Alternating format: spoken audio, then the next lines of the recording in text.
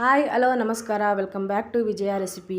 ನಾನಿವತ್ತು ಪುಂಡಿ ಪಲ್ಯ ಚಟ್ನಿ ಮಾಡೋದು ಹೇಗೆ ಅಂತ ತಿಳಿಸ್ಕೊಡ್ತಾ ಇದ್ದೀನಿ. ಬನ್ನಿ ಆಗಿದ್ದರೆ ಪುಂಡಿ ಪಲ್ಯ ಚಟ್ನಿ ಮಾಡೋದು ಹೇಗೆ ಅಂತ ನೋಡೋಣ.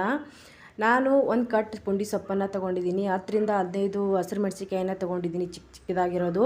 ಒಂದು ಬಾಣಲಿನ ತೊಗೊಂಡು ಸೊಪ್ಪನ್ನು ಅದಕ್ಕೆ ಹಾಕ್ತಾಯಿದ್ದೀನಿ. ಸೊಪ್ಪು ಹಾಕಿ ಗ್ರೀನ್ ಚಿಲ್ಲಿ ಇತ್ತಲ್ಲ, 10-15 ಮೆಣಸಿಕಾಯಿ ತೊಗೊಂಡಿದ್ದೀನಿ. ನಿಮಗೆ ಖಾರ ಕಡಿಮೆ ಬೇಕಂದರೆ ಸ್ವಲ್ಪ ಒಂದು 10 ಮೆಣಸಿನ್ಕಾಯಿ ತೊಗೊಂಡ್ರು ಸಾಕಾಗುತ್ತೆ.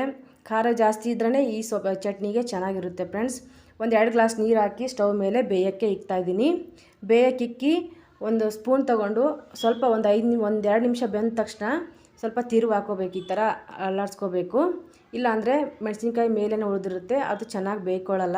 ಸೊಪ್ಪು ಬೇಗ ಬಂದುಬಿಡುತ್ತೆ, ಮೆಣಸಿನ್ಕಾಯಿ ಬೇಯಲ್ಲ. ಅದಕ್ಕೋಸ್ಕರ ಈ ರೀತಿ ಮಾಡ್ಕೋಬೇಕಾಗುತ್ತೆ. ನೋಡಿ, ಈ ರೀತಿ ಬೆಂದಿದೆ ಸೊಪ್ಪು ಮೆಣಸಿನ್ಕಾಯಿ ಕಲರು ಚೇಂಜ್ ಆಗಬೇಕು. ನೋಡ್ತಾ ಇದ್ದೀರಲ್ಲ, ಈ ರೀತಿ ಚೇಂಜ್ ಆಗಬೇಕು. ಇದನ್ನು ಕೈಯಲ್ಲಿ ಹಿಂಡ್ಬಿಟ್ಟು ನೀರೆಲ್ಲ ಹಿಂಡಬೇಕು. ಸೊಪ್ಪು ಅಷ್ಟೇ ತೊಗೋಬೇಕು, ಹಿಂಡಿ ತೆಗೆದಿಟ್ಕೋಬೇಕು.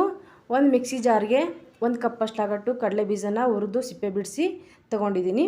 1 ಗಡ್ಡೆ ಬೆಳ್ಳುಳ್ಳಿನ ಬಿಡಿಸಿ ಇಟ್ಕೊಂಡಿದ್ದೀನಿ. ಇದನ್ನು ತರಿಯಾಗಿ ರುಬ್ಕೊಂಡು ತೊಗೋತೀನಿ ಫಸ್ಟು. ಆಮೇಲೆ ಹಿಂಡಿಟ್ಕೊಂಡಿದ್ದೀವಲ್ಲ ಸೊಪ್ಪು, ಅದನ್ನು ಹಾಕೋಬೇಕು.